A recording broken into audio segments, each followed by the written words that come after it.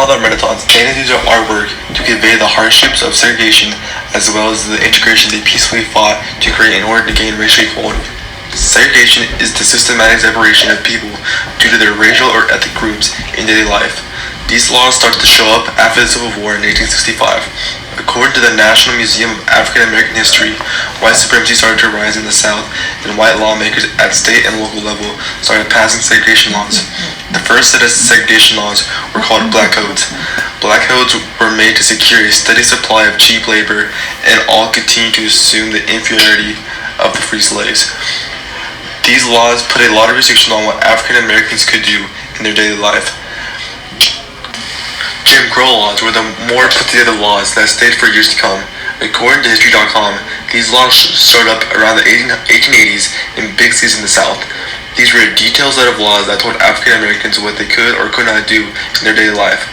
These restrictions included segregated buildings, water fountains, restrooms, and even entrances, according to History.com.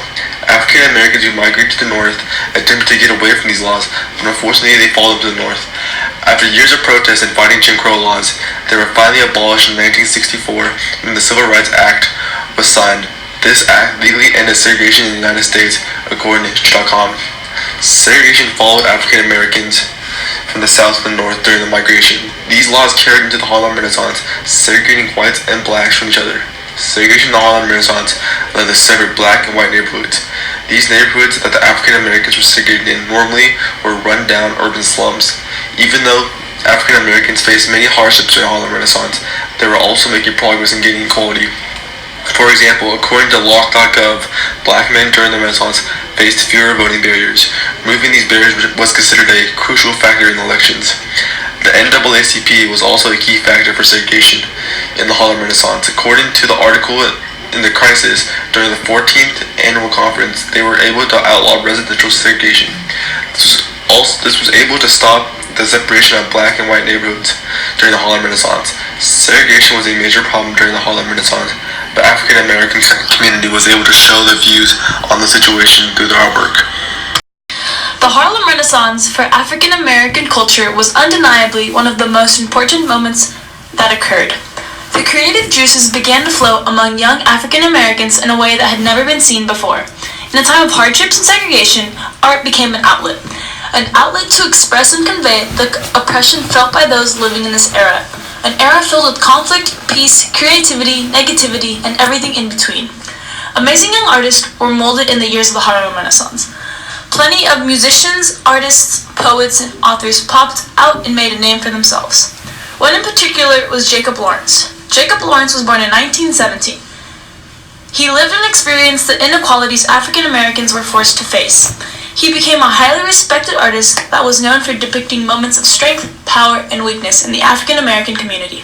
His ability to tell a story through his artwork was like no other. His extensive use of vivid colors and black and brown figures always helped emphasize the point he was trying to make. His living through the Harlem Renaissance and what he experienced gave him a plethora of material to illustrate about. A great piece that conveyed the struggle of segregation was his piece named Bar and Grill. In this piece by Lawrence, it is clear to see the segregation amongst whites and African Americans in a bar/cafe due to the Jim Crow laws in place. On the left side of the painting, there are 6 white people underneath the ceiling fan that outnumbered the African Americans 2-1. While on the right side of the painting, next to a large wall that goes down the center, stands 3 African Americans in a smaller room. In this room, one can see the difference in status between the 2 social groups because Lawrence deliberately excludes a ceiling fan like the one on the left side of the painting.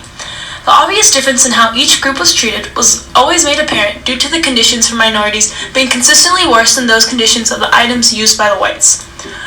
Lawrence's inclusion of the ceiling fan on the left side, but not on the right, really had a much greater importance than may have been seen to the naked eye.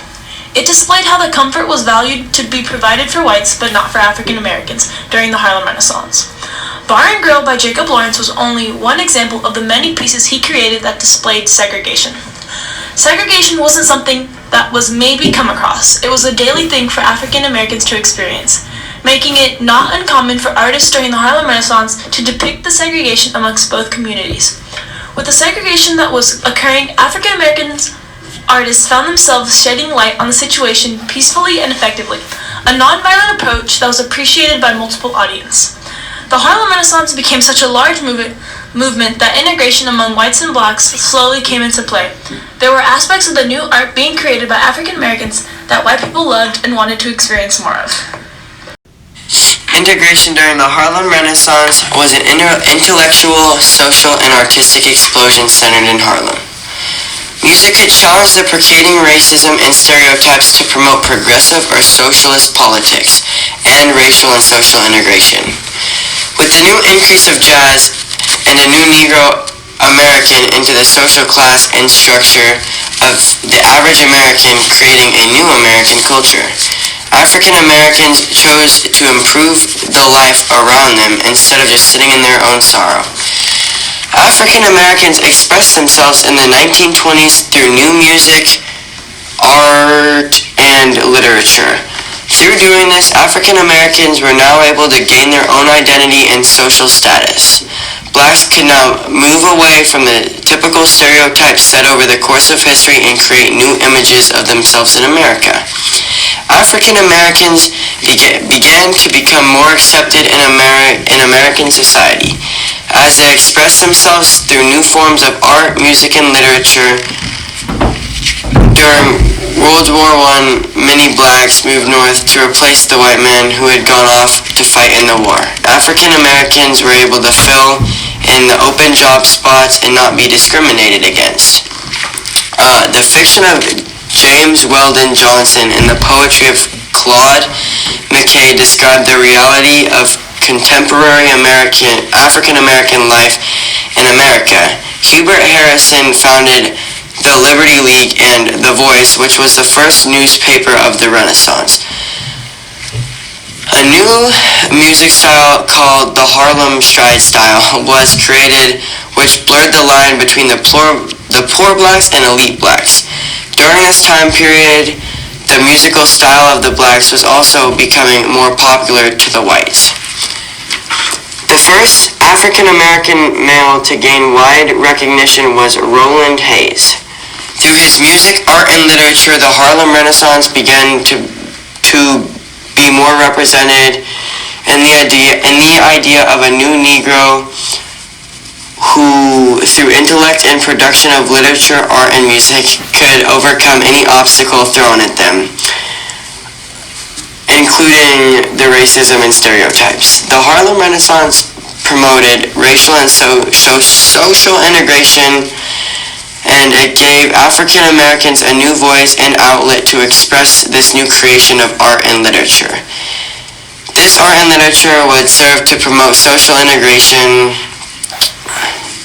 To conclude, African Americans carved their own path into American society through using art, music, and literature. African Americans were able to challenge the racist stereotypes and overcome their struggles instead of sitting there and sulking in their own sorrow. Jacob Lawrence did multiple paintings on the idea of integration. The Builders is a series of paintings by Jacob Lawrence that depict both white and black Americans working together to overcome their stereotypical adversities when discussing integration. In the painting, the viewers can see that both races are working peacefully and hard together to create something as simple as the buildings that all will be able to use it. All the builders appear to be wearing the same type of clothing. This shows that Lawrence did not want there to be a clear difference in social structure.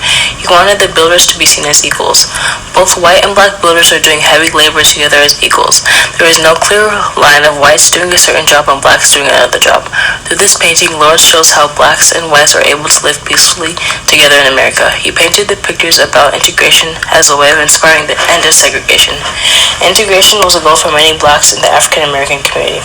Through the many paintings depicting integration, people were inspired and were able to see that it is possible. Blacks and whites were able to come together and view what the future could hold for them.